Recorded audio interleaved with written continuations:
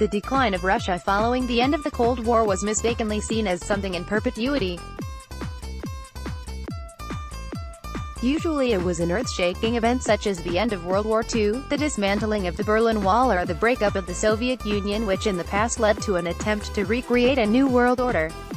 The terminology itself has undergone a change. We now prefer the euphemism, reset. In 2018, the reset process is in place much more quietly and without a preceding jolt, unless you wish to term Donald Trump's takeover in the United States a jolt. The attempts to dismantle the globalization-based economic order and the U.S. intent towards greater isolationism under Mr. Trump could form the basis of this reset. Obviously, the first assumption on which any change is based is the regression of America's comprehensive power and the rise of alternative power centers. In 1989-90 it was the U.S. alone, supported by the larger Atlantic community of NATO, which facilitated the attempt. Mr. Trump's "America First" is out of sync with this, as is the notion that the country, which is the core leader of the reset, does not bear the major expenses of world leadership. In contrast, China's aggressive selling of its Belt and Road Initiative to pump its version of the reset may appear more appropriate, but the expenses for it too are not being undertaken with free lunches, but rather through coercive debt trap diplomacy.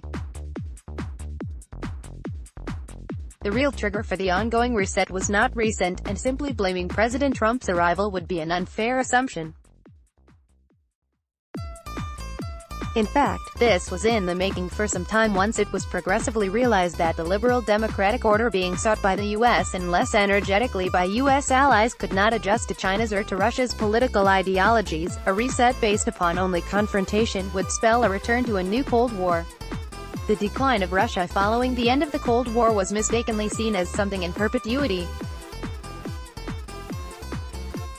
The return of Russia's emphatic international role came with its decision to contest the West's march on Ukraine.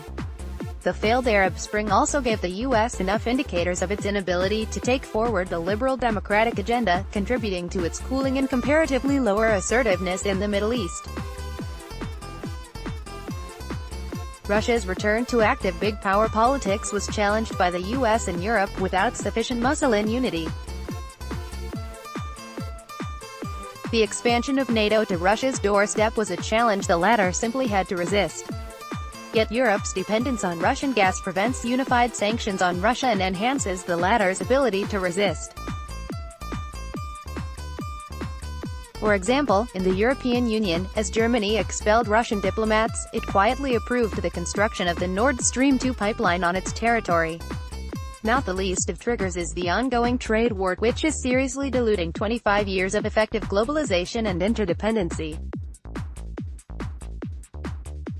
The reset is giving direction to new regional trade blocs such as the recently reported potential 16-nation regional comprehensive economic partnership, which includes ASEAN nations along with China, India, Japan, South Korea, New Zealand and Australia. This could be a reality by the end of 2018, much against U.S. interests.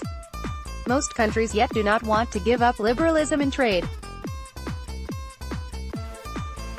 In fact, the U.S. withdrew from the Trans-Pacific Partnership (TPP) that it had initiated several years ago, but other countries are trying to recreate it without the U.S. presence. The new protectionism the U.S. is attempting to foist, the politicization of economic relations and attempts to foil positive economic interdependence in Europe, based on Russian natural gas supplies in exchange for European goods, as well as China's unwillingness to be intimidated by trade wars, may witness a path towards a new economic order which will form the basis of the reset that is underway. While India's role in this emerging reset may yet be unclear, there are some indicators that quiet diplomacy is underway, the symptoms of which are quite obvious to keen observers. The enthusiastic indicators of an emerging India-US strategic partnership, which appeared evident in 2014-16 and perhaps even a bit later, have given way to an ominous reconsideration with the realization that the world will neither be unipolar nor bipolar in the near future. It was realized that the larger role envisaged for India in the Indo-Pacific by the US would emerge in a clash with the interests of other power centers. China's support to Pakistan and its aggressive posturing in India's neighborhood were messages in response to the increasing Indian propensity to be seen to be in league with the U.S.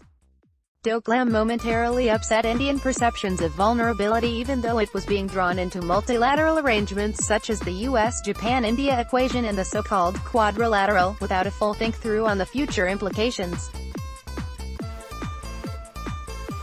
The signals emanating from Moscow were also none too positive, and a potential Russia-China-Pakistan equation was likely to militate against Indian interests. At the beginning of 2018, a reset in India's relationships was already on the cards, and Wuhan, Sochi and Qingdao followed in quick succession.